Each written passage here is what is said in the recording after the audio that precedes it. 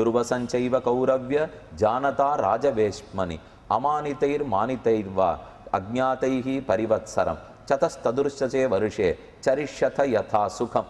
12 வருஷங்கள் என்ன கட்டப்பட்டியோ அதை விட இந்த ஒரு வருஷம் அதிக கட்டப்படுவாய். ஏன்னு தர்மபுத்திரன் கேட்கிறார். மானவோ அவமானமோ ரெண்டையும் சமமாக மதிக்கிறதா இருந்தால்தான் அரசனிடத்தில் கொடுத்தனம் பண்ண முடியும். அவர் முதல்ல சொன்னது, உனக்கு மானம் மட்டும்தான் வேணும்னு நினச்சிட்டு போனேன், பாதி நாள் உனக்கு அவமானம் தான் கிட்டும். அரசர்கள் யாரும் அப்படி நடத்திட மாட்டா. பேருக்கு வெளியிலேருந்து பார்த்தா ரொம்ப நன்னா இருக்கும். இப்போ அரசர்கள்லாம் இங்கே ஒத்துன்னு இல்லையே சாமி, நம்ம எல்லாரும் ஜனநாயக நாட்டில் தானே இருக்கோம், நாங்களே தான் அரசர்கள் என்று நாம் சொல்ல பார்க்கலாம். கண்ணன் கீதையில் சொன்னார், துல்லிய நிந்தாஸ்துதிர் மௌனி துல்லியமான அவமானயோகோ. ஒருத்தர் நிந்தித்தாலும் சரி, ஸ்தோத்திரம் பண்ணாலும் சரி, வெஷாலும் வாழ்த்தினாலும் ரெண்டையும் சமமாக எடுத்துக்கணுமா. அரசர் நன்னா வெய்கிறாரா, ஆமாம் அப்படின்னு கேட்டுக்கணும். அரசர் நன்னா வாழ்த்துறாளா, அப்படியா அப்படின்னு கேட்டுக்கணும். இப்படி இருந்தால் தான் நாம் பழைக்கலாமே தவிர, அரசர் வாழ்த்தி விட்டாருங்கிறதுக்காக நான் தான் தலையை நிமிர்ந்தோம் அவரே கூட்டிடுவார். அரசர் தாழ்த்தி விட்டாருங்கிறதுக்காக வேலையை விட்டுட்டு போனோம் விட்டியா பாருன்னு பின்னாடி வந்துடுவார். அதனால் ரெண்டுமே பண்ணக்கூடாது. அவமானத்தையும் கண்டுகொள்ளக்கூடாது, மானத்தையும் கண்டுகொள்ளக்கூடாது. பின்ன எப்படி இருக்கணும்னு தர்மபுத்திரன் கேட்குறான். சிறு பிள்ளைகள் இருக்கிறாப்புல இருக்கணும் தர்மபுத்திரா. சின்ன பிள்ளைகள் பெண்கள்லாம் விளையாடுறதுக்கு ஓடுறது பாருங்க, 5 வயசு 8 வயசு 10 வயசு ஓஹோன்னு விளையாடிக்கும். பந்து எங்கேயானு காணா போடும், இல்லை கண்ணாடியை போய் உடச்சிவிடும், ஒன்றுக்கு ஒன்று இடிச்சுக்கும், ஒரே சண்டை. ரெண்டு ஒன்றுக்கு ஒன்று கட்டி புரண்டு மைதானத்தில் சண்டை போடும். நேராக நம்மக்கிட்ட வந்து புகார் பண்ணிடும், அவன் அடித்தான் இவன் அடித்தா அவன் அடித்தான் எல்லாம் சொல்லிவிடும். நாம் உடனே இதுகளிடத்தில் பறிஞ்சிட்டு வந்து அப்பா அம்மாவிடத்தில் சண்டைக்கு போவோம். மறுநாள் கார்த்தாலே 10 நாள் 2 குடும்பத்துக்கும் பனிப்போர் நடக்கும். இந்த வீட்டுக்காரரும் அந்த வீட்டுக்காரரும் ஒரே சண்டை போட்டுருப்பா. ஆனால் ஒரு நாள் சாயங்காலம் 2 நாள் கழித்து பார்த்தா அந்த 2 பிள்ளைகளும் தோள் மேலே தோள் கை போட்டு அதே மைதானத்துக்கு விளையாடப்படும். நாம் இன்னும் சண்டை போட்டு உட்காந்துருப்போம். ஆனால் எந்த பிள்ளை சண்டைக்கு காரணமோ அது தான் சண்டையெல்லாம் விளக்கிட்டு போடும். இதுலேருந்து நாம் தெரிஞ்சுக்க வேண்டியது என்னென்னா, குழந்தைகள் எப்போதும் மான அவமானத்தை பார்க்க மாட்டார்கள். இதை சொல்லித்தான் துருவனை திருத்த பார்த்தார் நாரதர். துருவன் தபஸ் பண்ணணுங்கிறதுக்காக வேகமாக போனானோ இல்லையோ, நாரதர் நிறுத்தினார். உனக்கு என்ன 5-6 வயசு இருக்கும், இதில் என்ன மான அவமானம்? உங்கள் அப்பா போய் உன்னை அவமானப்படுத்திட்டார், மாற்றாந்தாய் அவமானப்படுத்திட்டார் நினைக்கிறியே, அதெல்லாம் பார்க்கக்கூடாது என்று நாரதர் சொல்ல பார்த்தார். அந்த பிள்ளை அப்போ அதை கேட்டுக்கல. எனக்கு இப்போ பகவானை தரிசித்தாகணும் என்று பிடிவாதமாக துருவ மகாராஜா சென்றான். எதுக்கு சொல்ல வரேன், சிறுவர்களை போலத்தான் பண்டிதர்கள் இருப்பார்கள். உபனிஷத்து சொல்றது, பாண்டித்யம் நிர்வித்ய பால்யேன திஷ்டாசேத். பண்டிதர்கள் எல்லாம் சிறுவர்களை போல இருப்பார்கள், தங்கள் பாண்டித்யத்தை மறைத்து கொள்ளுவார்கள், பாலர்களை போல இருப்பார்கள். பாலர்களை போல என்ன, சிறுபிள்ளத்தனமா இருப்பான்னு அர்த்தம் இல்லை, மான அவமானத்தை கணிசியாமல் இருப்பார்கள். ஸ்வதேசே பூஜ்யதே ராஜா வித்வான் சர்வத்திர பூஜ்யதே. தன் தேசத்துல தான் அரசனுக்கு மரியாதை. ஆனால் தர்மம் அறிந்த ஒருத்தன் பண்டிதனாக இருக்கிறான், அவனுக்கு எல்லாவிடத்திலும் மரியாதை. அதனால மான அவமானத்தை கண்டுகொள்ளாமல் அவர்களால் எப்படி இருக்க முடியறதுன்னா, உடம்பு வேறே ஆத்மா வேறேன்னு புரிஞ்சுனுட்டது காரணம். ஒருத்தர் என்ன நன்னா திட்டுறாருன்னு வச்சுங்க, அது உடம்பத்தான் வைக்க முடியும், ஆத்மா வந்து தொட்டுட முடியுமா? ஒருத்தர் வாழ்த்தினா கூட அது வந்து சரீரத்துக்கு இருக்கிற பெருமையை தவிர ஆத்மாவுக்கு என்ன? அதனால வைதலோ வாழ்த்துதலோ நிந்தனையோ ஸ்துதியோ ரெண்டையும் கண்டுகொள்ளாமல் துல்லிய நிந்தா ஸ்துதிர் மௌனி, மௌனமா இருக்கணுங்கிறார் கண்ணன். ஒருத்தர் நன்னா வாழ்த்துறாரா, திரும்ப பதில் பேச வேண்டிய அவசியமே இல்லையா. வெறும புன்சிரிப்பை உசத்துட்டு பேசாமல் இருந்துடும். அவர் என்ன வேணா வாழ்த்துட்டு போறார். யாரான ஒருத்தர் வாழ்த்துறாள்னால் மரண தேவத்தை கிட்டக்க வர்றதேன்னு எப்படி பயப்படுவானோ அப்படி பயப்படணுமா. ஒருத்தர் நம்மளை ஸ்தோத்திரம் பண்றான்னு வச்சுக்கோ, அதாவது மனைவியை தவிர மற்றொரு பெண் அருகிலே வந்தால் பிணமோ பாம்போ அருகிலே வருகிறா போல நினைச்சுக்கணும். தர்மம் சொல்றது. என்னை யாரு இப்போ கோவிச்சுட்டு பிரயோஜனம் இல்லை. புகழ் வருது பாருங்க, மரணமே வந்துவிட்டா மாதிரி பயப்படணுமா. ஏன்னா புகழ் வந்துடுத்துன்னா அகங்காரம் தலைக்கேறிட போகிறது, நம்ம விட்டு ஆள் கிடையாதுன்னு நினைக்க போகிறோம். பெருமாள் நன்னா குட்டி கீழே தள்ளி விட்டுடுவார். ஆகையால் புகழுக்கு மயங்கக்கூடாது, மான அவமானத்தை பற்றி கண்டுகொள்ளவே கூடாது. தர்மபுத்திரா அப்படி இருக்க தெரிஞ்சுக்கோ. உனக்கு ஒன்றும் புதுசாக நான் இப்போ சொல்ல போகிறது இல்லை, எல்லாம் உனக்கு தெரியும். ஆனால் அரசனிடத்தில் எப்படி நடந்துக்கணுங்கிறத மட்டும் இப்போ கூறுகிறேன். மான துர்வசஞ்சைவ அமானிதைர் மானிதைர்வா அஜ்ஞாதைஹி பரிவத்சரம் ததா சதுர்தசே வருஷே. 13 வருஷத்தை கழிச்சுட்டேன்னு வச்சுக்கோ, 14வது வருஷத்துலேருந்து ஆனந்தமாக இருக்கலாம். நீ ஒரு கட்டம் ஒரு விரதம் எடுத்துக்கிறோன்னு வச்சுக்கோ, அதை முடிக்கிற வரைக்கும் அந்த துன்பத்தை படுறதுக்கு முதல்ல மனசை தேத்திக்கணும். நம்ம யாருமே இன்னைக்கு விரதத்துக்கெல்லாம் போகிறதில்லை, உபவாசத்துக்கோ இந்த 10 நாள் இந்த 18 நாள் இப்படி தான் இருக்க போகிறோம், ஒருவேளை உணவறிந்து கொண்டு விராட்ட பருவம் வாசிக்க போகிறோம், ஒருவேளை சாப்பிட்டுண்டு சுந்தரகாண்டம் வாசிக்க போகிறோம். அப்படிலாம் ரொம்ப பேர் இப்போ முயற்சி எடுக்கிறதே இல்லை. ஏன்னா உபவாசம் இருக்கிறதுனாலே வைத்தியர் உடனே ஒரு நாளைக்கு 4 வேளை சாப்பிடுன்னு எழுதி கொடுக்குறாரு. முன்னாடிலாம் 2 வேளை சாப்பிட்டுருந்தோம். கார்த்தால ஒரு வேளை ஒழுங்காக உட்கார்ந்து போஜனம் பண்ணி ராத்திரி ஒரு வேளை உட்கார்ந்து போஜனம் பண்ணிவிட்டால் உடம்பு ஆரோக்கியம் நன்னாவே இருக்கும். ஆனால் அதை விட்டுட்டு இப்போ நடந்துட்டே போயிண்டே பொறிச்சுண்டே அப்படி இந்த திரையை பார்த்துட்டே சாப்பிட்றதுல எவ்வளவு சாப்பிட்றோம்னே தெரியாது சாப்பிட்டுண்டே அவசர கதி உணவுகளை சாப்பிட்டா அது கொழுப்பை நன்னா வளர்த்து விடுறது. 3 வேளைக்கே போகின்னு விட்டா, முதல் வேளை சாப்பிட்டான்னா யோகியான், 2வது வேளை சாப்பிட்டா ரோகியான், 3வது வேளை சாப்பிட்டா ரோகி யோகி போகி ரோகி, 4வது வேளை சாப்பிட்டா என்னன்னு பேரே சொல்லலை சாஸ்திரம். அதனால அந்த வேளை சாப்பிட மாட்டான்னு அது நினச்சிட்டு இருக்குன்னு வச்சுக்க வேண்டியதான். அப்போ மான அவமானத்தை சமமாக மதித்து கொள்ள வேண்டும். இருக்கிற காலம் ஆனந்தமாக இருக்க போகிறோங்கிறதுக்காக இப்போ இருக்கிற கஷ்ட நஷ்டங்களை ஏற்றுக்கொள்ளும் சகிப்பு தன்மை வர வேண்டும். எதற்குமே ஒரு கஷ்டம் வந்ததுன்னா அதை சகிச்சுக்கிற தன்மை வளர்த்துனுட்டோம்னா நல்லது. இப்போ உட்கார்ந்துட்டு இருக்கோம், ஒரு 1.5 மணி நேரம் 2 மணி நேரம் உட்காரணும் இல்லையோ, உட்காரத்துக்குள்ளே கொஞ்சம் இடுப்பு வலிக்கத்தான் வலிக்கும், கை கால் வலிக்கத்தான் போகிறது, முட்டியை மாற்றிக்கலாமான்னு தோணும். முதல் 1/2 மணி வரைக்கும் எல்லாரும் ரொம்ப நன்னா கோவில் விக்கிரகமாட்டம் உட்காந்துருப்பா. 1/2 மணி ஆயிடுத்துன்னு வச்சுக்கோ, இந்த காலை அப்படி மாற்றுவா, அந்த காலை இப்படி மாற்றுவா, சாஞ்சிப்பா, முதல்ல உட்காண்டிருப்பா அமர்ந்து திருக்கோலம், அப்புறம் பாதி சாஞ்சிப்பா அர்த்த சயனம், அப்புறம் முழுக்கப்படுத்தினுடுவா அனந்த சயனம். ஆக முதல் 2 3ன்னு நிலை மாறிண்டே போகிறது இல்லையோ. பெருமாள் நின்னான் இருந்தான் கிடந்தான்னா நன்னா இருக்குமே தவிர நாம நின்னான் இருந்தான் கிடந்தான்னு சொன்னால் நன்றாக இராது. ஏன் உடம்ப அந்த மாதிரி வருத்தி யோகத்தை பழக்கிக்கவே இல்லையோ. இப்படி தான் உட்காந்து பழகணும், இப்படி தான் பேசி பழகணுங்கிறது பேச்சு. சாதாரணமாக அதே எடுத்துங்களேன், நம்ம இஷ்டப்படி பேசிடுவோம். இன்னத்தை தான் பேசணும்னா அதை மட்டும் கண்டபடிக்கு வாயில் நாம் நிந்தா வார்த்தை உபயோகப்படுத்திடவே கூடாது. இன்சொற்கள் மட்டும்தான் வரணும், யாரையும் வெய்யற வார்த்தைகள் வரவே கூடாது. ஒருத்தருக்கு பிடிக்காத பேச்சை பேச போகிறோமா, மௌனமாக இருந்துறது நல்லது.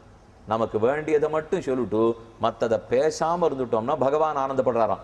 ஏன்னா கண்ணன் கீதையில் 10வது அத்தியாயத்தில் சொல்கிறார், நான் ரகசியங்களுக்குள் மௌனமாக இருக்கிறேன். ஒருத்தன் ரகசியத்தை காக்கிறதுக்கு சிறந்த வழி மௌனம். நீ மௌனத்தை கடைப்பிடிக்கிற எனக்கு ரொம்ப பிடிக்கும் அர்ஜுனா. ஆனால் நாம் இன்றைக்கி அது பண்ணவே மாட்டேங்கிறோம். நல்ல விஷயத்தை பேசுறதுக்கு வாயை திறக்கணும், அதை தவிர மற்றதை பற்றி பேசவே வேண்டாம். நேற்றுக்கு நான் என்ன பண்ணேன், முந்தா நாள் என்ன பண்ணேன், இப்போ யாருக்கு அதெல்லாம் லாபம் சொல்லுங்க. புஸ்தகத்தில் இருக்கிற ஸ்லோகமா விஷயமா லாபம் உண்டு. இதை தவிர இங்கே போனேன் அப்படி நடந்தது, அங்கே போனேன் இப்படி நடந்தது, இது ஒருத்தருக்கொத்தர் பேசிக்கிறோமோ இல்லையோ, வியர்த்தமான பாஷணம் பொழுது வீணாக போகும். அதையும் செய்யாதே, மௌனத்தை காத்துக்கிறதுக்கு பழகிக்கோ, நிந்தையும் ஸ்துதியும் சமமாக தெரிஞ்சுக்கோ. 14 வருஷம் ஆயிடுத்துனா நீ ஆனந்தமாக இருக்கலாம். இப்போ அவர் சொல்லியிருக்கார், கிட்டத்தட்ட ஒரு 30 ஸ்லோகங்களாலே எவ்வளவு ஆச்சரியமான விஷயங்கள் சொல்கிறார் தெரியுமா. ஒத்தத்திலுமே மனசில் வாங்கிக்குங்கோ, எழுதிக்க முடிஞ்சுவிட்டா இன்னும் நல்லது. அவ்வளவழகாக சொல்லியிருக்கார். நம்ம வேலைக்கு போகிற இடத்துல மட்டும் இதுகளை கடைப்பிடிச்சோம்னா நாம தான் அப்புறம் அடுத்த முதலாளி, அந்த அளவுக்கு ஆயிடுவோம். ஆனால் எப்படிங்கிறது சுலபமாக நடத்திட முடியாது, கஷ்டமானதை சொல்கிறார். திருஷ்டத்வாரா லபே திரஷ்டும் ராஜஸ்வேஷு ந விஸ்வசேத் ததேவ ஆசனம் அன்விச்சேத் என்ன எத்தனை நா அபிபதேத் பரஹ திருஷ்டத்வாரோ லபே திரஷ்டும். யாரை பார்க்கறதுக்கு நாம் போகிறோமோ வாயிற்காப்போன் இடத்துல அனுமதி பெறாமல் உள்ளே செல்லாதே. இது முதல்.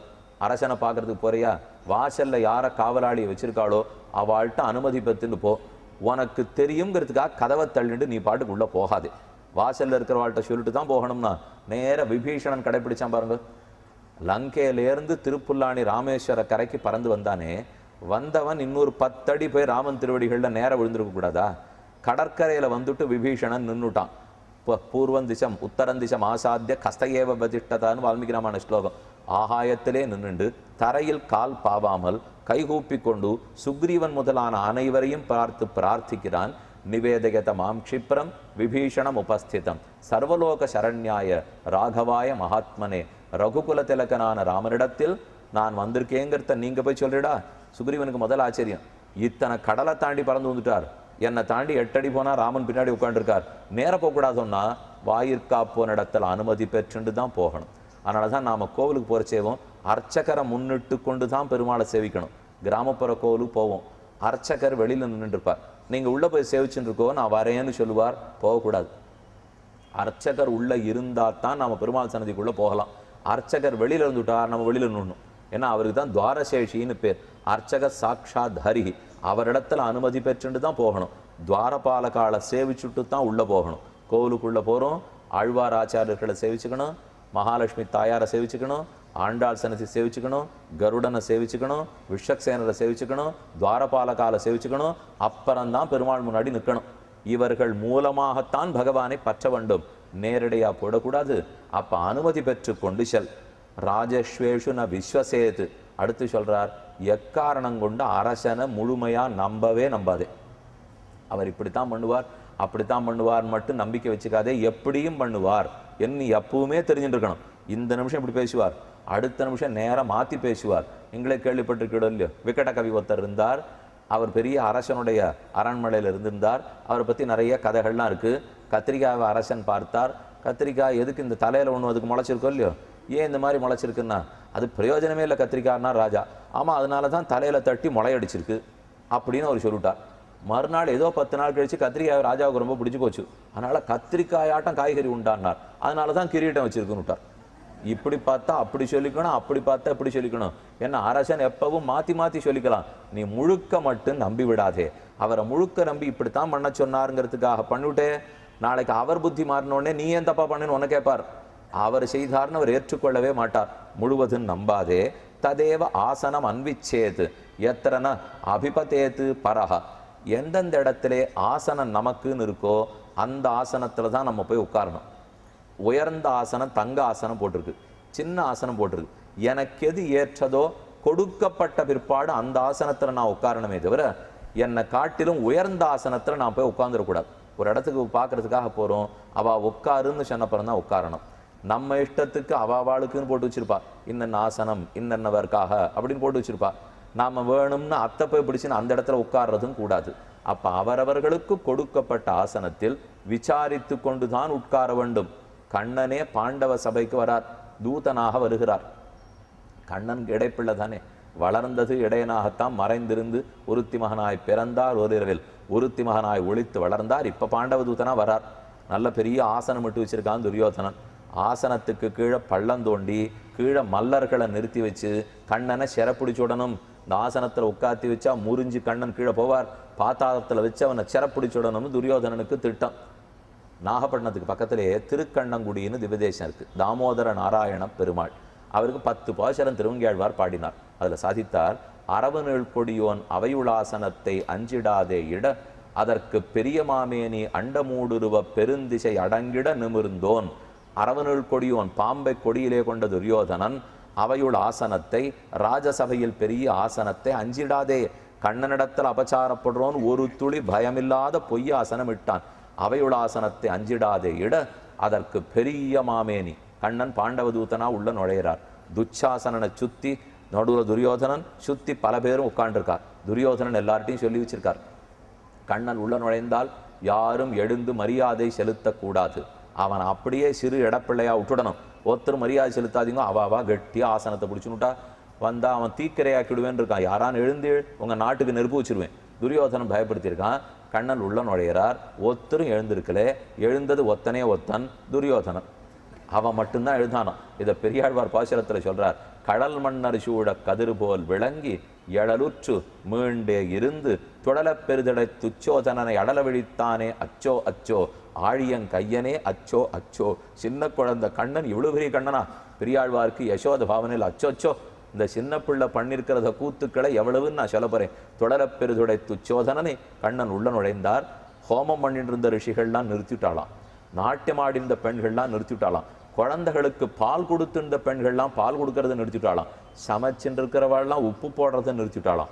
அனைத்திடத்திலும் அத்தனை நின்று போச்சு. விரதம் அமுஞ்சத, ஹோமம் அமுஞ்சத, சர்வம் அமுஞ்சத. ஒருத்தன் சிங்கத்தை போல நடந்து உள்ளே வருகிறான் யாதவ சிம்மம். மொத்த பேர் உட்காந்துருக்கச்சே துரியோதனன் எழுந்திருந்தான். அப்புறம் சுற்றி பார்த்தா ஒத்துருமை எழுந்திருக்கல, சட்டுன்னு திருப்பி உட்காந்துட்டான். மொத்த பேரும் உட்காந்துருக்கிறச்சே இவன் மட்டும் எழுந்திருந்தான். நம்ம தான் எழுந்தோம் போல் இருக்குன்னு திரும்ப உட்காந்துட்டான். அப்ப கண்ணன் அனல் பொறி பறக்க துச்சாதனனை விழித்தான். கண்ணன் இதே விஷயத்தை 11வது அத்தியாயத்தில் விஸ்வரூபத்தை காட்டுட்டு அர்ஜுனன் இடத்துல சொல்றார், அர்ஜுனா நீ இனி புதியதாக யுத்தம் பண்ண போவதில்லை. பாண்டவர்களை என்றோ நான் அழித்து விட்டேன். நிமித்த மாத்திரம் பவ சவ்யசாச்சின்னு யுத்தஸ்வ யசோ லபஸ்வ. நீ வெறும் கருவியாக இருந்தா போரும். அர்ஜுனனுக்கு ஆச்சரியம், யுத்தம் முடிஞ்சு போச்சா? எப்போ பாண்டவர்களை அழிச்சேன்னா நான் உள்ள, அதாவது எப்போது கௌரவர்களை அழித்தா என்னால் நான் உள்ள நுழைச்சே துச்சாசனனை அனல் பொறி பறக்க விழித்தேன் பார். 100 பேர் அன்னைக்கே போயிட்டா. நீ செத்த பாம்பை அடிக்கிறா போல அடித்து பேர் வாங்கிக்க போறியே தவிர இனி யுத்தம் மிச்சமே இல்லை. கண்ணன் உள்ள நுழைந்தார்.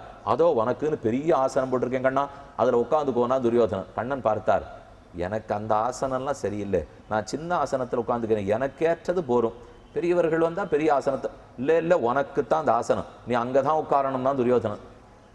நமக்கே நாம் ஒரு இடத்துல உட்கார போகிறச்சே கண்டிப்பாக அங்கே உட்காராதீங்க, இங்கே தான் நீங்கள் வரணும் அப்படின்னு பிடிவாதமாக ஒருத்தர் கூட்டா குண்டூசியானு வச்சிருக்காளோன்னு நமக்கு சந்தேகம் வந்துடும்.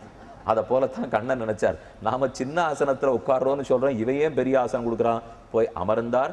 நெருநெறனக் கொடு நிலவரையில் புக நடியவன் அப்பொழுதே அடி அதலத்துற முடி ககனத்துறவே நெரு நெருன்னு தவிசுகள் அழுத்திய மணிகள் அழுத்திய தவிசு பொருத்திய பெருத்த ஆசனம்.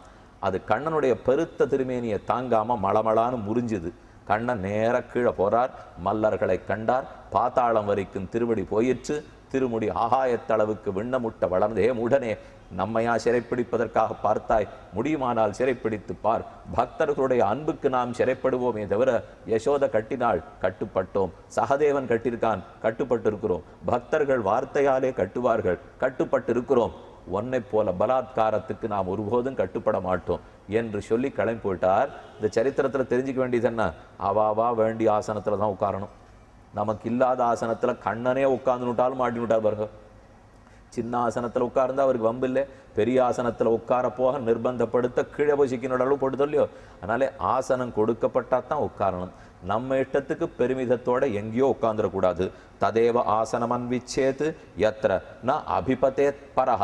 இன்னொன்று, இந்த ஆசனத்தில் நம்ம போய் உட்காரணும்னு வச்சுங்க, யாரும் அதை பார்த்துட்டு இவன் போய் இதில் உட்கார்ந்துட்டானேன்னு நினைக்காதபடிக்கு இருக்கணுமா. நாம் ஒரு நாற்காலியில் போய் உட்கார்றோம்னா அதனால யாருக்கும் பொறாமல் வரக்கூடாது, அதனால யாருக்கும் தப்ப அபிப்பிராயம் வரக்கூடாது. அதை போல இடத்துல நீ உட்காந்துக்கோங்கிறார். நம்ம முன்னாடி முன்னாடி வந்து நின்னோன்னு வச்சுங்க, யார் கண்ணுக்கு அது பொறுக்காது. நம்ம பின்னாடி பின்னாடி போயிட்டோம்னு வச்சுங்க, தன்னடையே அதனால நமக்கு நன்மை ஏற்பட்டு போகும். இதே விஷயத்தை பற்றி ரொம்ப ஆச்சரியமான ஒரு சரித்திரம். திருநாராயணபுரம் மேல்கோட்டைன்னு கேள்விப்பட்டிருக்கீங்களே, அவ்விடத்துக்கு ராமானுஷர் போய் எழுந்தருளி இருந்தார். 12 வருஷ காலம். யாதவாத்ரின்னு பேரு. செல்லப்பிள்ளை திருநாராயண பெருமாள். வைரமுடி சேவை வைரமுடி சேவைன்னு கேள்விப்பட்டிருக்கீங்களோ இல்லையோ. பங்குனி மாசத்துல ரொம்ப ஆச்சரியமான அந்த உற்சவம் நடக்கும். வைன முடியது, வைனன்னா வைனத்தேயன், வினதாசுத்தனான வைனத்தேயன் கருடன். அந்த கருடன் தான் வைரமுடியை கொண்டு இந்த செல்லப்பிள்ளை பெருமாளுக்கு சமர்ப்பிச்சாராம். ராமானுஜர் 12 வருஷம் அந்த திவிதேசத்தில் போய் எழுந்தருளி இருந்தார். அப்போ அவரோட கூட அவருடைய மருமகன் முதலியாண்டான்னு அவருக்கு திருநாமம். தாசரதி தாசரதின்னு சொல்லுவார்கள். பாதுகே யதிராஜஸ்ய கதயந்தி யதாக்கியா தஸ்ய தாசரதே பாதவ் சிரசா தாரயாமியகம். முதலியாண்டான் அந்த ஊருக்கு வந்திருக்கார். அவர் பெரிய ஆச்சாரிய புருஷர். ஸ்ரீரங்கத்தில் இன்னைக்கு அந்த வம்சத்தவர்களுக்கு பெருமை. கந்தாடையார் வம்சத்தவர்கள்னு எத்தனையோ திவ்யதேசங்களில் பெருமை. அவளுக்கெல்லாம் நிறைய இடத்துல முதல் தீர்த்தம் உண்டு. முதல் தீர்த்த மரியாதைங்கிற இல்லையோ, அது வாங்கிட்டு இருக்கிறவா. முதலியாண்டான் அந்த திவ்யதேசத்துக்கு போனால் அவர் அந்த ஊர்க்காரால் இடத்த கேட்டாராம், எனக்கு முதல் தீர்த்தம் கொடுத்துருவிடோ இல்லையோ. அவா சொன்னா, அந்த ஊர்ல நித்தியப்படி முதல் தீர்த்தம் வாங்கிட்டு இருக்கிறவா இருந்திருப்பாளோ இல்லையோ. அந்த ஊருக்குன்னு மரியாதை பெற்று இருக்கிற ஆச்சார புருஷர் இருந்திருப்பா. இவர் வந்து சேர்ந்தவர், ஆனா இவருக்கு அங்க இருக்கிற பெருமையை வச்சிருந்து எனக்கு முதல் மரியாதை பண்றீங்களா அப்படின்னு கேட்கிறார். அவ ஊர்க்காரா கேட்டா, அப்ப ராமானுஜருக்கு அவருக்கு முதல் மரியாதை பண்ண வேண்டாமான்னா, அவருக்கு பண்ணிடுங்கோ, அவருக்கு அடுத்து நான் வாங்கிக்கணும் அப்படின்னு அந்த சுவாமி சொன்னார். அவளுக்கு அது பிடிக்கல. சன்னியாசி முதல்ல அவருக்கு கொடுத்துடுறோம், அதுக்கப்புறம் நாங்கள் வாங்கிட்டு தானே உமக்கு கொடுக்கணும், நாங்கள் தானே உள்ளூர்காரா, ராமானுஜர் கொடுக்க வேண்டாம் நாங்கள் சொல்லலை, அவர் சன்னியாசி, அவருக்கு கொடுத்துட்டு நாம் வாங்கிக்கிறோம்னா அது இவருக்கு பிடிக்கல.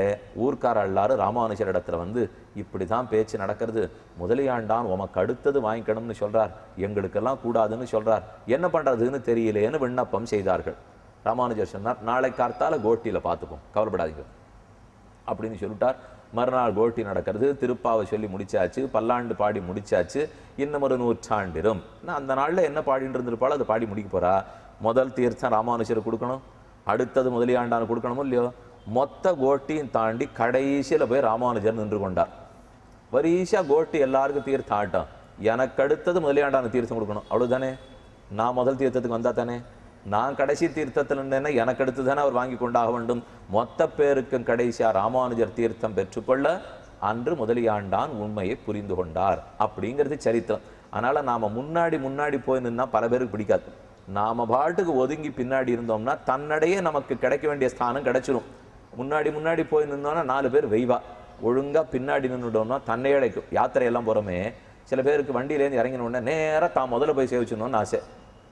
ரொம்ப வேகமாக எல்லாரையும் தள்ளி பிடிச்சிருந்து முட்டி மோதின்னு முன்னாடி போடுவா, சேவிச்சுட்டு வேகமாக வெளியில் வந்துடுவா, வண்டியில் வந்து உட்காந்துருக்க வேண்டியதான். மற்ற 100 பேரும் போய் சேவிச்சுட்டு வர வேண்டாமா? இதே நம்ம பின்னாடி போனால் என்ன லாபம் தெரியுமா? இத்தனை பக்தர்களும் பெருமானை சேவிக்க, பக்தர்கள் நிறையா பேர் வந்துட்டாளேன்னு பெருமாளுக்கு ஆனந்தம் ஏற்பட, 100 பேரை பெருமாள் கட்டாட்சித்த ஆனந்தத்தோடே 101ஆவதா நான் போனா தானே பெருமாளை சேவிக்க முடியும். நான் முதல் ஆளாக போயிட்டேன்னா ஒத்தரை பார்த்த ஆனந்தத்தில் தானே பெருமாள் இருப்பார். நான் 101ஆவது ஆளாக போனேன்னா எத்தனை பேரை கட்டாட்சித்த பெருமிதத்தில் இருப்பார். ஏன்னா மக்களை நிறைய பார்த்துட்டா, பக்தர்கள் நிறைய பேர் வந்தால் பெருமாளை பிடிக்கவே முடியாது. ஆழ்கண்ட சமுத்திரம்னு சொல்கிறோம் இல்லையோ, நிறைய ஆட்கள் சமுத்திரத்தில் குளிக்க வந்தால் அலை ஆர்ப்பரிக்கும். பெருமாள் அப்படித்தான், சமுத்திரத்தை போல கம்பீர சுபாவமுடையவர். பக்தர்கள் நிறைய பேரை பார்த்துட்டா அவனுக்கு ஒரே ஆனந்தம். எங்கேயோ மும்பையில் ஸ்ரீராமாயணத்துக்கு 9 நாள் கூப்பிட்டுருந்தா. அப்படி எங்கே போனால் எங்கேன்னு சொல்லிக்கப்படாதுன்னு இப்போ தான் சொன்னேன்.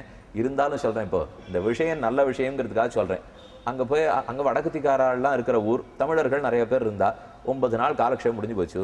ஒரு பெண்மணி கிட்டத்தட்ட 90 வயசு இருக்கும், நித்தப்படி விடாமல் 9 நாளும் வந்தா. அங்கே ஒரு அழகாக ராமர் எழுந்துள்ளிருக்கார். அங்கேருந்து தள்ளி அடியை உட்காந்து இங்கே உபன்யாசம் பண்ணிட்டுருக்கேன்.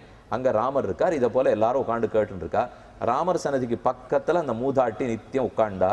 9 நாள் முடிஞ்சு போச்சு. கிட்டக்க வந்தா, கைகூப்பினா, நான் ஏதோ பேசுகிறேன். அவளுக்கு ஒரு வார்த்தை புரியல. அப்போ தான் தெரிஞ்சுது அவள் ஹிந்தி பேசுகிற மராட்டிய வடக்குத்திக்கார பெண்மணி. அவள் தாங்க உட்காந்து கேட்டா. பக்கத்தில் இருக்கா சொல்கிறா, இவளுக்கு தமிழே தெரியாது, 9 நாளும் வந்தாலும்ட்டு. அப்படின்னு கேட்டேன், என்னத்துக்கு வந்திருப்போ? நான் சொல்கிறது ஒரு வார்த்தை உங்களுக்கு புரிய போகிறது இல்லையே, நான் தமிழில் பேசியிருக்கேன். நீங்கள் எதுக்கு வந்து உட்காந்துன்னா, இத்தனை பக்தர்கள் வந்திருக்காளோ இல்லையோ, ராமாயணம் கேட்குறாளோ இல்லையோ, இவா மொத்த பேரையும் பார்த்து அந்த ராமனுடைய முகம் எவ்வளோ மலர்ந்துருக்கு பார். அதை பார்க்கறதுக்கு தான் நான் 9 நாள் வந்தேன். உம்மை பார்க்க நான் வரலேன்னு விட்டாவள். உம்மை பார்க்கறதுக்கு நீ சொல்கிறது எனக்கு புரியவும் போகிறதில்லை. ஆனால் இத்தனை பேருடைய முகத்தை பார்த்து ராமன் மகிழ்கிறானோ இல்லையோ, நமக்கு கடைசியில் அவன் ஆனந்தம் தான் நமக்கு நல்லது பண்ண போகிறதே தவிர நம்ம ஆனந்தம் முக்கியமே இல்லையே. எனத்துக்காக சொல்ல வந்தேன், அவரவர்களுக்கு இருக்கிற இடம் முக்கியம், பெருமான் ஆனந்தப்படுறாரான்னு முக்கியம். நம்ம முன்னாடி போகிறதுல அர்த்தமே இல்லை. பின்தங்கி இருந்தால் கூட தன்னுடைய பெருமான் கொடுக்க வேண்டிய ஸ்தானத்தை கொடுத்துருவார். எல்லாருக்கும் அப்புறம் பக்தன் ஆழ்வார் பாசுரத்தில் அடியாரடியார் தம்மடியாரடியார் தமக்கடியாரடியார் தம்மடியார் அடியோங்களேன்னு விட்டு அடியவனுக்கு அடியவனுக்கு அடியவனுக்கு அடியவனா இருக்கணும். இந்த அர்த்தத்தை தர்மபுத்திரா நன்கு புரிந்துகொள். முன்னால் ஆசனத்தை தேடி போகாதே என்றார். யோனயானம் ந பர்யங்கம் ந பீடம் ந கஜம் ரதம் ஆரோகேது சம்மதோஸ்மீதி ச ராஜவசதிம் வசேது. எக்காரணம் கொண்டும் அரசன் உபயோகப்படும் குதிரை, அவன் உபயோகப்படுத்தும் யானை, அவன் உபயோகப்படுத்தும் கட்டில், அவனுடைய ஆசனத்தில் மறந்தும் உட்கார்ந்து உபயோகித்து பார்க்காதே. இன்னைக்கு நீ உபயோகப்படுத்திட்டியானா, நம்ம சொன்னா பண்றவன் சொல்லாட்டாலும் பண்ண மாட்டான்னு என்ன நிச்சயம் அப்படின்னு அரசன் நினைச்சுக்க ஆரம்பிச்சுக்கலாம். இப்போ சொன்னா ஒருத்தன் பண்றான், சொன்னா கூட பண்ண மாட்டேன்னு இருக்கணும். அப்படி இருந்தா தான் எனக்கு உண்மையான தொண்டன். ஆனால் நான் சொன்ன உடனே உட்காந்து பார்க்குறானோ இல்லையோ, அப்போ உட்கார ஆசை இருக்குன்னு தானே அர்த்தம். நான் இல்லாத இருக்கிறச்சே பண்ணுவனோ, உடனே சந்தேகம் வந்துடும். பெரியவர்களுக்கு சந்தேகப்பை அதிகம், எப்பவுமே அதிகம். இவன் இப்படி பண்ணியிருப்பானா, அப்படி பண்ணியிருப்பானா, நம்மகிட்ட உண்மை பேசியிருப்பானா, ஏமாத்திருப்பானா, நினச்சிட்டே இருக்காளோ இல்லையோ. அதனால் அரசனுடைய எத்தையும் உபயோகப்படுத்தாதே. இது இங்கே இருக்கா, இதுக்கு நேர் எதிராக அனுபவத்துக்காக மற்றொரு விஷயம் சொல்கிறேன். உலக அரசர்களிடத்தில் அவள் உபயோகப்படுத்துகிற எதுவும் உன்னதல்ல, படுத்தாதே என்று சொல்கிறதோ இல்லையோ. ஆதிசங்கர பகவத்பாதர் ரொம்ப அழகாக ஒரு ஸ்லோகம் பண்ணியிருக்கார். இதம் ஹி ரங்கம் ஜெஜதாம் இஹங்கம் புனர்ன சங்கம் எதி சங்கமேதி. இது திருவரங்கம், ஸ்ரீரங்கம். இதிலே யாரும் உயிரை விடுபவர்கள் மறுபடியும் பிறப்பவர்கள் அல்லர்கள். அவள் பிறக்க மாட்டா, சரீரத்தை அத்தோட முடிச்சுடுறா. நச்சபுனராவத்தேன்னு மோட்ச சாம்ராஜ்யத்தையே அடைகிறார்கள், வைகுந்தத்தை அடைஞ்சிருவா. இதம் ஹி ரங்கம் தியஜதாமி ஹாங்கம். இங்கே எவனொருத்தன் உடலை துறந்தானோ புனர்ன சங்கம், அவன் மறுபடியும் அங்கத்தோடே பிறக்க மாட்டான். ஒருவேளை அவன் பிறந்தாலும் வைகுந்தத்தில் தான் பிறப்பான். பிறந்துட்டால் அவனுக்கு என்ன வைபவம் இருக்குன்னு சொல்றார். அவன் திருவடிகளில் கங்கை ஓடும், அவனுக்கு கருடன் பறவைக்கு அபாகனமாகிறான், அவனுக்கு ஆதிசேஷன் படுக்கையாகிறான், அவன் கைகளிலே சங்க சக்கரம் இருக்கும். இது தர்மம் சொல்லியிருக்கு. இப்போ ஆதிசங்கர பகவத்பாதர் சொல்றார், இதுக்கு நேர் எதிர் இப்போ நாம் பார்த்தது. ஏன்னா முதலாளி இதனுடைய ஒன்னையும் உபயோகப்படுத்தாதே என்று இங்கே சொல்லியிருக்கார். இது பகவானுக்கு பொருந்தாது. அந்த முதலாளியின் இடத்துல நாம் போய் சேர்ந்துட்டோம்னா தன் திருவடி கங்கையை நமக்கு கொடுக்கிறார், அவருடைய வாகனமான கருடனை நமக்கு கொடுக்கிறார், அவர் படுக்கையான ஆதிசேஷனை நமக்கு கொடுக்கிறார், அவர் கையில் படிச்சுட்டு இருக்கிற சங்க சக்கரத்தை நமக்கு கொடுக்கிறார். இதுக்கு தான் சாமியாபத்தி மோட்சம்னு பேர். மோட்சங்கிறதுல பல வகை உண்டு. சாமியாபத்தி மோட்சம், சாயுஜ்ய மோட்சம், சாஷ்டிதே மோட்சம், சாரூப்பியம் மோட்சம், இப்படி பல வகை. பெருமானாகவே நமக்கு சாலோக்கியம், அவர் இருக்கிற லோகத்திலேயே நாமும் வாழ்வோம். அவராட்டமே ரூபம் அழகு நமக்கு கிடைச்சிரும். அவர் வசிச்சுட்டு இருக்கிற, அவர் தரித்து கொண்டிருக்கிற சங்க சக்கரத்தையே நாமும் பிடிச்சிப்போம். அப்போ அவரது எல்லாத்தையும் நாம் உபயோகப்படுத்துகிறோமேன்னா அது அங்கு மட்டும் நடக்கும். மற்ற எந்த அரசர்களும் இதை ஏற்றுக்கவே மாட்டா. நாம் பெருமாள் திருவடிகளில் போய் சரணம்னு படிக்கிறோமா? நம்மாழ்வார் முதல் பாசுரத்தில் சாதிக்கிறார். உயர்வர உயர்நலம் உடையவன் எவனவன், மயர்வர மதிநலம் அருளினன் எவனவன், அயர்வரு அமரர்கள் அதிபதி எவனவன், துயரரு சுடரடி தொழுது எழு என் மனனே. பெருமானுடைய திருவடி தாமர்களிலே தொழுவாய். எந்த முதலாளி காலில் தொழுதுண்டாலும் எத்தனை நாளானாலும் நம்ம தொழுதுண்டே தான் இருக்கணும். ஆனால் பெருமான்கிற முதலாளி என்ன பண்ணுவார்னா, எப்போ தொழுதானோ தொழுது எழு என் மனனே, தொழுதவன உடனே அள்ளி வாரி தன் மடியில் அமர்த்தி கொண்டு உச்சி முகர்ந்து பார்த்து இங்கு எழுந்தருளிருக்கும் மகாலட்சுமி தாயாருக்கு பக்கத்தில் அமர்த்தி, இனி நீயும் நானும் ஆனந்தத்திலே சமமானவர்கள் என்கிற சாமியாபத்தி மோட்சத்தையே பகவான் கொடுக்கிறார்.